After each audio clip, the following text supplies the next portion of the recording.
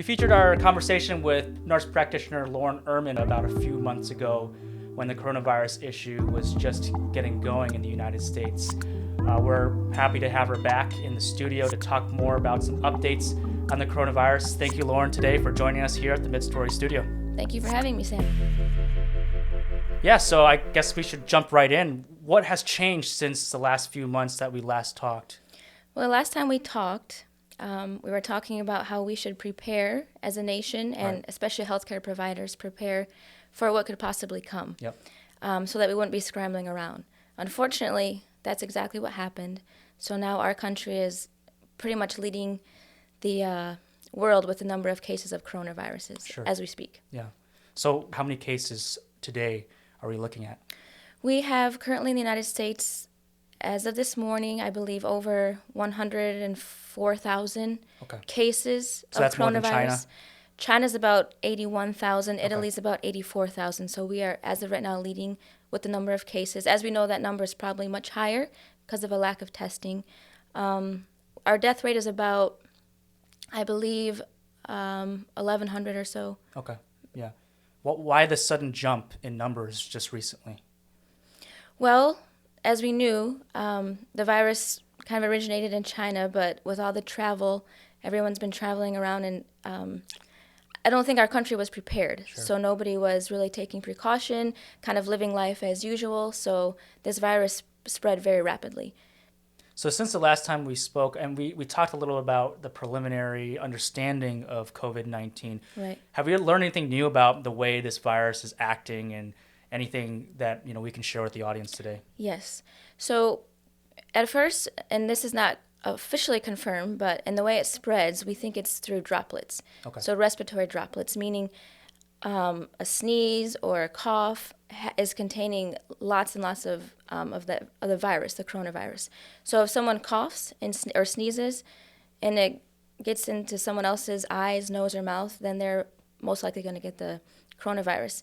Now, if they cough or sneeze onto a surface, like a door handle or a table, it's shown that it can survive quite a long time. Wow. So if you go ahead and touch that surface, then as we know, we touch our eyes and our nose and our mouth all the time. That's a And perfect. how long is it, for the surfaces? As of right now, they're saying copper is about 4 hours, cardboard 24 hours, Wow. plastic can be up to 72 hours, Wow. which is pretty scary. And we also believe that it can be aerosolized, like float in the air for Okay. about 3 hours. Wow. So once the person leaves, the virus can still hang out in the air. They're also discovering that it could also travel or it could also be in the stool. So Yeah. if someone has a bowel movement, then the virus can actually Sure. be there. And new symptoms? Are we seeing new symptoms pop up from the coronavirus? Actually, yes, we are. So as we know, with coronavirus, the most common symptoms are fever, cough, shortness of breath. And that can lead to severe pneumonia and ultimately ARDS, as we talked about, and Okay. possibly death.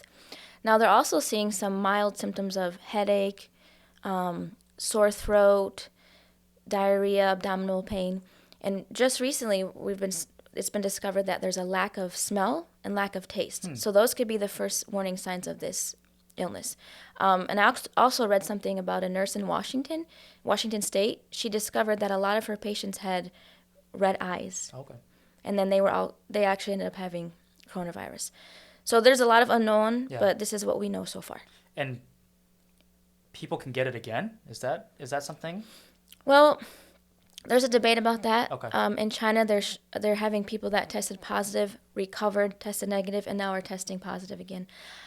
I don't know how much that is true. Okay, I yeah. think I've also read that it could be due to the testing. I see. So you could have like a very weak positive test or viral load, I should say, Sure. depending at how much virus you have in your body at that time they do the test. So if you have a high viral load, it's going to be very positive. Okay. If that viral load decreases and you test yourself again, it could be weakly positive but show up as like a false negative.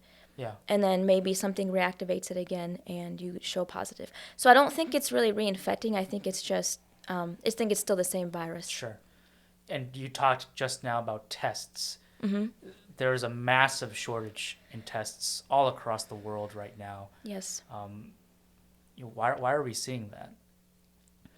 Well, again, it comes back to our country was not prepared. There was the first test they made, they were faulty. Yeah. They didn't work well. But it's just we just don't have enough tests. Yeah. We just weren't prepared. If you look at other countries like South Korea, they're testing almost, I think, everybody. Wow. And maybe Taiwan as well, they're doing that. So their numbers are quite accurate. Yeah. And that actually, I think, is better for the country. Absolutely. Because it makes everybody feel safer in a way, because then they know for sure, I have this, I need to stay at home. Right. For example. But here, basically, we're only testing healthcare providers and those that are really, really sick requiring hospitalization. Yeah. So many people are running out in the community. They have no idea if they have it or not. Yeah, so definitely a few things to learn from some of the East Asian countries. Absolutely. Yeah. Yes. So I actually recently received a request for PPE collection from the community. Right. It seems like, it's all over the news now. We have a massive shortage, and I'm sure in your hospital experience, that's also the case here. Why do we have a shortage, and can you speak a little bit more about, what exactly is a PPE? Sure.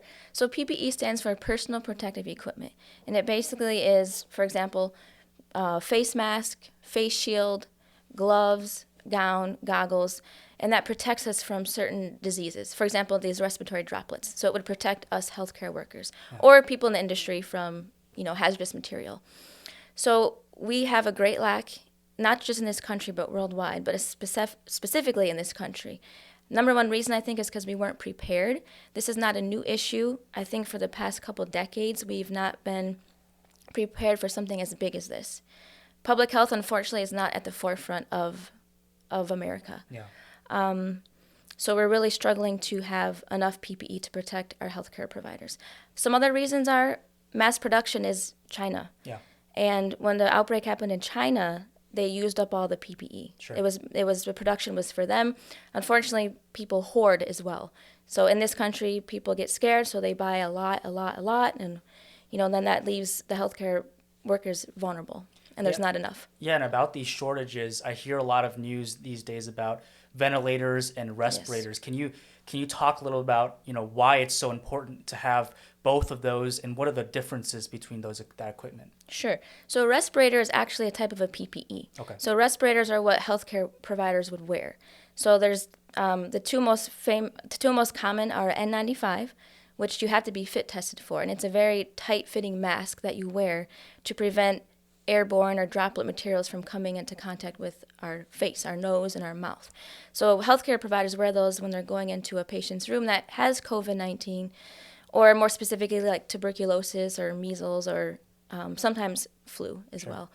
A ventilator is actually it's a machine. So mechanical ventilation is a machine that will help a patient who is having respiratory distress or acute respiratory failure.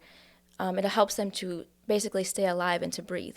So it has a tube that goes in through the mouth down to the trachea into the lungs that provides oxygen for the patient to survive. Okay. And it also releases CO2. So ventilators are critical for people to survive. Unfortunately, with this current disease process, it really puts people into respiratory failure. Not everybody, but a lot of people are suffering from severe pneumonia, which can lead to this acute respiratory distress syndrome called ARDS, which you ultimately have to be on a ventilator to survive. Okay. Unfortunately, this country, I believe, only has 180,000 ventilators, which it's not a lot, especially if, think about it, our cases right now are at over 100,000, and we're not even at the peak. Yeah. So I kind of want to circle back around to, one of my earlier questions about what we know to be new about COVID. Mm-hmm.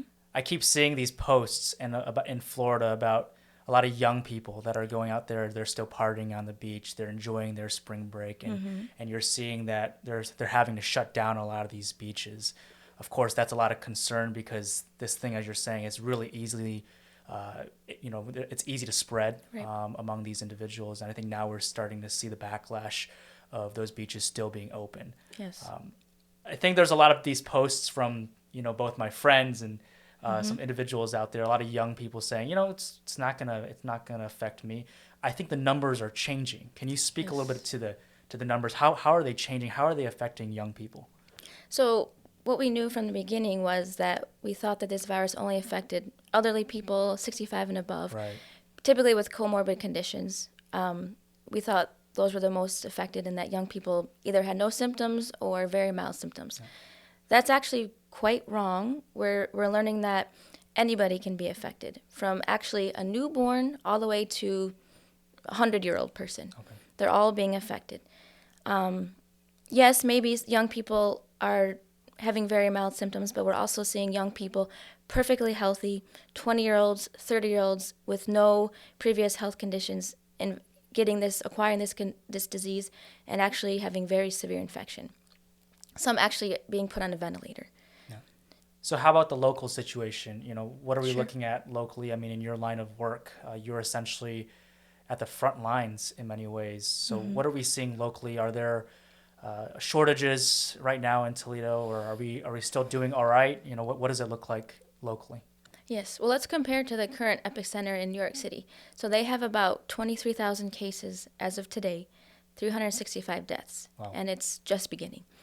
Locally in Ohio, we have about 1,100 cases and only 19 deaths. And then right here in Lucas County, we have, as of today, 50 cases and only 2 deaths. Okay.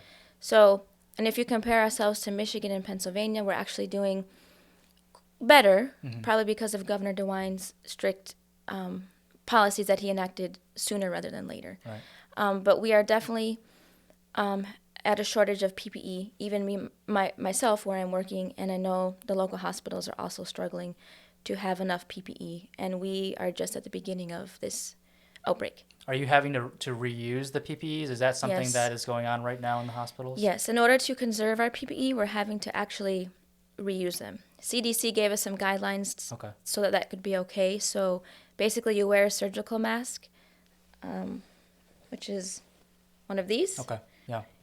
You rewear the same one over and over again until it becomes like saturated or wet. Then you need Okay. to change it. Yeah. N95s we're basically wearing, and then you can wear a surgical mask over it to protect it. Or also in the community, there's been people actually sewing masks out of fabric Okay. and donating them to us. And you can wear those just as a protective mask to protect the N95. And that's a way for community members to kind of help out in the situation. Yes. Okay. Yes. Yeah, They're trying to do anything they can to help the situation. Yeah, and there's been that recent call for respirators and masks. Yes. Is that still something that hospitals are looking for? Yes, they are. We are all in dire need of them. From a medical standpoint, and you keep kind of going back to this line that we could have been more prepared. Yes. I think both in our community, both in politics, I think both, in hospitals. So Right. from a medical standpoint, how could we have been more prepared? Well, I think we all could have been more aware of the situation, Okay. educate ourselves. Unfortunately, our country is, we're pretty free. Yeah. We like to do what we want. That's Americans, and we don't like to be limited. Yeah. So I think the general attitude was, wow, this is bad in China or wherever, or other parts of the world, but it's probably not going to hit us. I don't think anyone could have imagined that it would have hit us. And I don't think that's just the general public. I think that's also healthcare workers, too. They didn't think it would be this bad. Yeah. And if you hear testimonies of doctors around the country, there's that doctor in New York, and she was like, if you asked me 3 weeks ago if I would have thought this would have came to us like this, she said no. Okay. So yeah. I think it's just a lack of preparation and just a lack of awareness, Sure. not really feeling the urgency that this would come to us. Yeah. So in some ways, there are things that we certainly could have prepared more Right. for, and in other ways, there's certain aspects of this virus, just its unpredictability, Very much. that in some ways it was very difficult to prepare for as well. Yes. But like I said before, I think the shortage of PPE and ventilators is not a new thing. It's Yeah. been going on for decades because public health has been pretty much pushed to the side. I don't think that's at the forefront of our minds because our country hasn't really suffered an outbreak like this or a pandemic like this Yeah. for quite a while. Other parts of the world, yes. Yeah. But nothing like back in 1918, the Spanish flu or the Black Plague, for example. And I saw, actually, we recently released an article talking about the mayor of Toledo back then, talking about how human lives are not something expendable. I think Yes. today in both national conversations in politics, you're hearing from our federal government this kind of juxtaposition of Right. human lives versus our economy. What are your thoughts? And this is, of course, personal thoughts Sure. here, but what are your thoughts about that? Well, I think we all know the world is run by money. Yeah. That's unavoidable. Unfortunately, our country is too. I think we all understand that it's devastating for the world to stop. And our country is not meant to stop. It's meant to keep going. But I personally feel, as a healthcare provider, as well as a human being, that no economy or no money should override a human life. Yeah. To me, a human life is priceless. Yeah. And actually, I wanted to quote something Sure. Yeah. for you. I think we all have heard Governor of New York. He said, "No American is going to say accelerate the economy at the cost of human life, because no American is going to say how much a life is worth. Job one has to be save lives. That has to be the priority." And this is on a more personal level. He says, "My mother is not expendable, and your mother is not expendable. We're not going to accept a premise that human life is disposable. We're not going to put a dollar figure on human life. We are going to fight every way we can to save every life that we can, because that's what I think it means to be an American." Yeah. And I 100% agree with him. Yeah. So you're seeing a lot of statewide leaders come Yes. out. I think Governor Cuomo is one of those individuals Right. Who has kind of stepped into the forefront talking about this issue. And I think that's mainly because New York City is currently Yes. the epicenter of this virus. Right. I think you're seeing that across the board too in Ohio. I think we're very proud of a lot of the policies that Governor DeWine has implemented, as well as under the direction of Dr. Amy Acton. Can you speak a little bit about the shelter-in-place order and the social distancing policies that are in place right now? Do you think that they're effective? Are there things that, what's a timeline look like for something like this potentially? Sure. I think it's definitely effective. It has been shown back in 1918 that it is effective. Yeah. Because really the only way to stop this spread, or you hear a lot about flatten the curve, Sure. which means instead of having this high peak, we want to actually flatten it so that we can kind of slow it down, so that we can kind of give our country time, and the healthcare field especially, time to kind of Right, recover, right. so that they can catch up. So the way that we do that is actually, we use the word social distancing. I think a better word is physical distancing. Okay. Because we need a social life. We do Right. need to talk to each other. That's why we have wonderful thing of technology. We can FaceTime each other. But it's actually practicing physical distancing. Okay.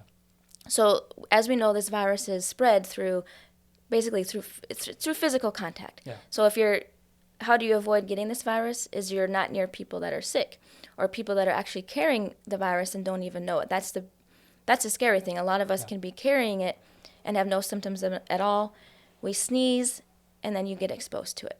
So with physical distancing, you're actually staying at home most of the time. You're only going out as necessary, as needed, but that is actually pretty much slowing the spread. It's hard, but I think this is really the only way right now that we can catch up. Yeah. As a country. So yes, most of us need to stay at home. Only essential workers need to go out, like myself as a healthcare worker. We should very much so limit our time at the grocery store, in and out. Some of them are actually delivering groceries, which is great. Right. We definitely need exercise. So the great thing about this area is we have the Toledo Metro Parks, but you also need to practice social/physical distancing at the Right, parks. like 6 feet, like we're doing Like right what now. we're doing Yeah. right now, exactly. So even at the parks, you need to run outside, you need to get some sunlight and some exercise, but you should distance yourself from others, Okay. stay away from others. And it's also the same thing at home. So if you're at home and you're sick, you should definitely isolate yourself away from your family, Yeah. meaning stay in a certain area in your house, wear a mask. You should definitely limit contact with your children, with your husband, with your wife, with whoever, your grandma, whoever's in your house. Yeah, and we want to keep our parks open. And there's Yes. been cases where there's a lot of Yes. conversation in New York City, for instance, where these Right. parks are shutting down.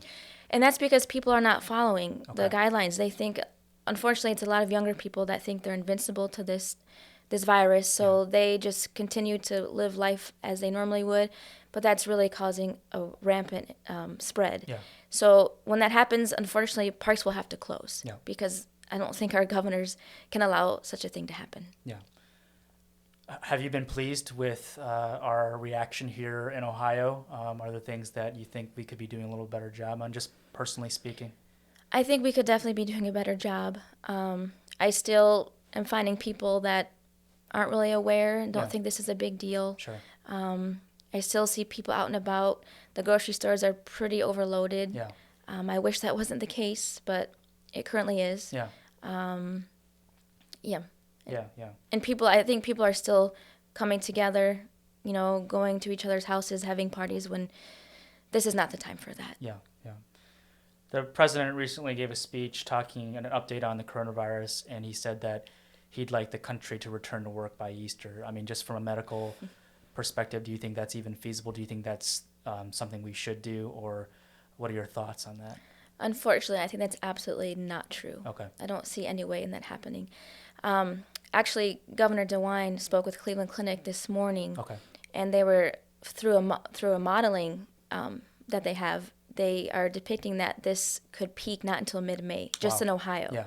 So you can imagine those other cities like New York. I think that was 10,000 cases a day. 10,000 cases a day. Wow. If we practice social distancing. Okay. If we don't mitigate, if we don't do anything, about 50,000 cases a day. Wow. Okay. So that's just in Ohio, and we actually have. And the modeling is pretty accurate to this, from what we're seeing right now. Yes. Okay. And that's just in Ohio. So you can imagine, like I said, other country or And other states. I'm assuming that other states and their policies will also affect the algorithms and what we're seeing from this, depending on if states quarantine and close their borders and those kind of things. Yes. So unfortunately, back to your question, I do not see this subsiding in around Easter. Okay. This will probably take several months, if not years. Okay. We have a virtual crowd today, hopefully anywhere from 100 to 1,000 people that are watching this video. What would you say to them, from the young to the old? Are there any things that you want to deposit to them today? Yes, I would say that this virus is not a joke. The reality is it's here. It's right at our front door. We're facing it right now. Yeah. So this is not something we can take lightly anymore. We have to face it. So I think we shouldn't be ignorant anymore, and we should definitely educate ourselves about what's happening around the world and what's happening right here in our own country. And the biggest thing is we should practice this social distancing, or physical distancing as we should call it, and the stay-at-home order, because that's the only way we're going to really slow this spread down. Yeah. So, and also if anyone is sick, they should stay at home. They should not go to work and infect other people. Right. So it's not a joke. This is how we're going to slow the spread. Yeah. Another huge thing to do that we've heard hundreds and thousands of times, we have to wash our hands. We have to wash our hands properly. Yeah. Hand sanitizer is great, but plain old soap and water, any kind of soap, bar soap, is the best way. Okay. A good 20 seconds, scrub the germs off your hands.